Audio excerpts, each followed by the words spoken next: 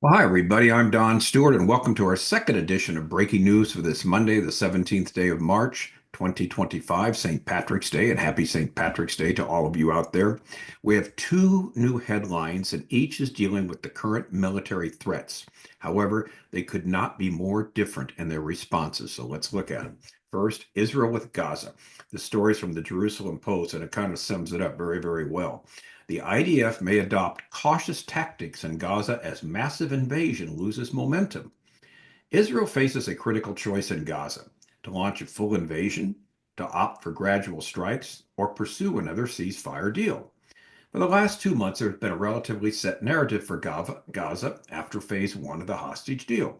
Either Israel and Hamas would reach an agreement on the second phase of a hostage deal and bring the war closer to its end, or the military, under its new aggressive chief, Lieutenant General Eyal Zamir, would open the gates of hell on Hamas.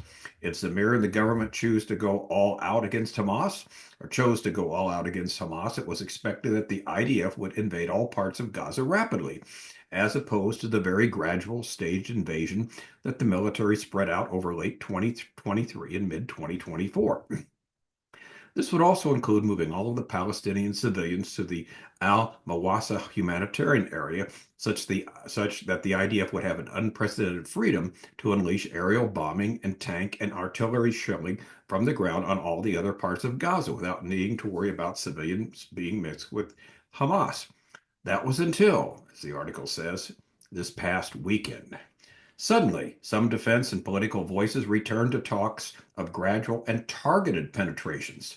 The question then is, how exactly would this be different from the military carried out with the former IDF chief Herzl Halevi? The answer is that it wouldn't be different. The biggest difference would really be that the IDF would theoretically go back to war in Gaza in a staged and gradual way, but holding on to a threat that within some period of days or weeks, if Hamas still did not relent, the military would take off all the gloves for real. The idea of this shift is to calibrate Israel's escalation to give Hamas one last opportunity, as we've been talking about, under some but limited fire to get smart and cut a deal more on Israel's terms. Yet the problem with this thinking is that the initial gradual period would already be telling Hamas the exact opposite. A gradual, staged return to battle will tell Hamas that Israel, even with Zamir in command and the Trump administration giving much stronger backing to dealing with the terror group, a fatal blow than its predecessor ever did, is still worried about the consequences of returning to a full out war, whether it will get the desired outcome. So that's the problem. How many terrorists can still fight for Hamas? Palestinian Islamic Jihad is the next heading here in this article. Now, question about how a return to war would eliminate Hamas and Islamic Jihad's new recruits, possibly as high as 25,000 and 5,000 respectively. Now, let me say that again. So you've got new recruits for Hamas, probably 25,000, another 5,000 for Islamic Jihad who are fighting there. Do you know what the average age is for these recruits of the fighters now? It's going to blow your mind. The average age of these new fighters for Hamas is 16. 16 years of age is the average. All right. Okay. Or whether, as the article says, if they return to war, whether they can just flee with another 2.3 million Palestinian civilians running to Al-Wasa. Defense sources acknowledge that ending Hamas militarily would not be all that simple. In other words, they could blend in with the people and you wouldn't know the difference there, and they're still surviving. Now, some defense sources have expressed hope that intelligence in the last several months has done a strong job of finding and targeting Hamas fighters hiding in schools and other civilian facilities, which could lead to some more successful targeting operations. But the bottom line, as the article says, is that if Hamas is ready to hide and temporarily put down its weapons, the only way Israel could truly root it out using force would be a very extended military occupation. Israeli soldiers in Gaza, not settlements, something that until now has not had the support of more than around 10% of the Israeli public. The alternative remains some kind of imperfect diplomatic settlement that partially sets back Hamas but does not fully expel the terror group from Gaza. In other words, have a settlement but not getting rid of Hamas. That's theoretically an option. Now, given these dilemmas and a sudden shakiness about returning to a full out war in the enclave, which could lead to more dead soldiers, dead hostages, global criticism, and economic instability. The government has opted for door number three. What's that? Avoiding a decision. This is the reason that Hamas has had more than 2 weeks of a ceasefire without having to give up a single hostage. It is the basis of the flurry of talks around another hostage deal, returning 5 to 10 live hostages in exchange for extending the ceasefire for another 40 to 60 days. It is also the reason that the IDF took a risky move attacking an Islamic Jihad drone recently, killing up to 9 Palestinians under controversial circumstances. The Jerusalem Post understands that the drone may not have been carrying out any terror moves at the time, and that the IDF has said that some of those who were killed wore dual hats as terrorists and journalists, such that targeting them would normally be preferable if they were actually in the middle of or on the way to some kind of violent act. In other words, it doesn't seem that there was anything they were in the process of doing that was violent. In other words, the military is being increasingly aggressive in small ways to try to intimidate Hamas.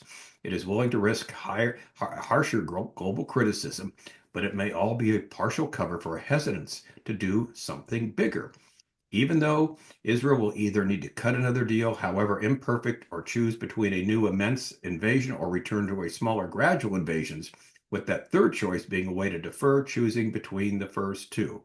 In other words, right now they've taken the third choice, they're deferring. And as they defer every single day, Hamas grows stronger, more recruits, more trained. They're continually building tunnels. In fact, one hostage said this, it was interesting. He said, the whole time I was held hostage, every day, 24/7, they were building their tunnels consistently, even with all the fighting going on. So they're repairing the tunnels, building them, putting more recruits together, strengthening their grip over Gaza. All the while, nothing is done. So this is basically what Israel is doing, and it's nothing, as it were, right now. Nothing, so to speak. And time is going by. All right, now let's compare this, what Israel's doing, to the U.S. and the Houthis in Iran. Headline number two: the U.S. to hold Iran responsible for further Houthi attacks. This is Donald Trump.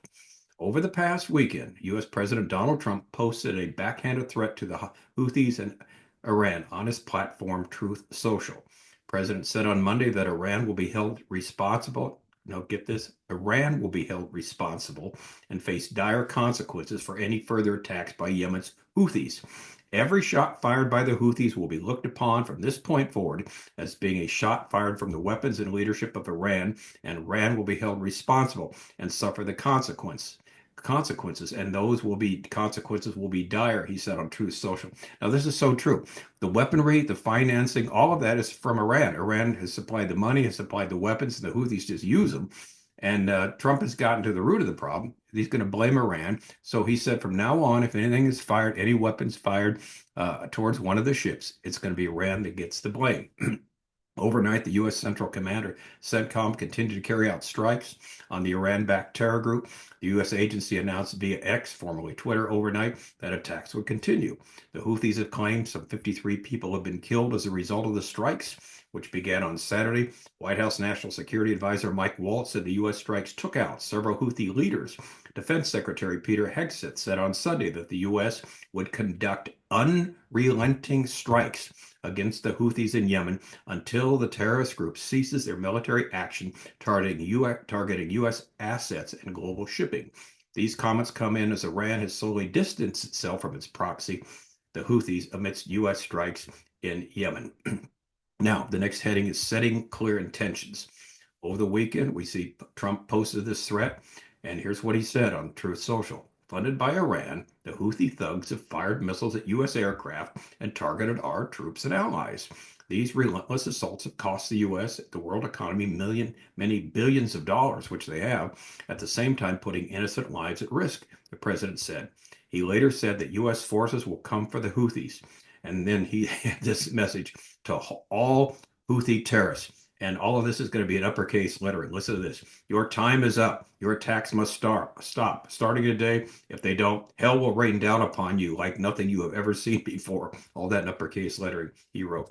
To Iran, support for the Houthi terrorists must end immediately. All uppercase letters. Do not, uppercase, threaten the American people, their president, who has received one of the largest mandates in presidential history.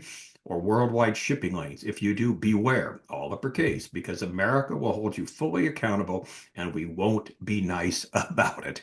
That's the close quote. Now, what a difference. What a difference between the two responses from the leaders of the two countries. Donald Trump is taking action. Benjamin Netanyahu is, doing nothing for the present time. Furthermore, the predicament that Israel is now in is of their own doing. It really is. Successive governments have been kicking the can down the road. Now something must be done. What will it be? We will keep you posted, but this is the dilemma right now. But what a contrast, these two stories. I'm glad we did a second edition of Breaking News this afternoon because these two stories came up after we'd done our earlier broadcast, and it's comparing what Trump's doing with the Houthis in Iran and Netanyahu and his leadership is doing with Hamas there in Gaza. What a difference. So we'll keep you posted on all this. Again, I'm Don Stewart. Thanks so much for watching. God willing, we'll see you again tomorrow first thing for another edition of Breaking News. Until then, as always, may the Lord richly, richly bless.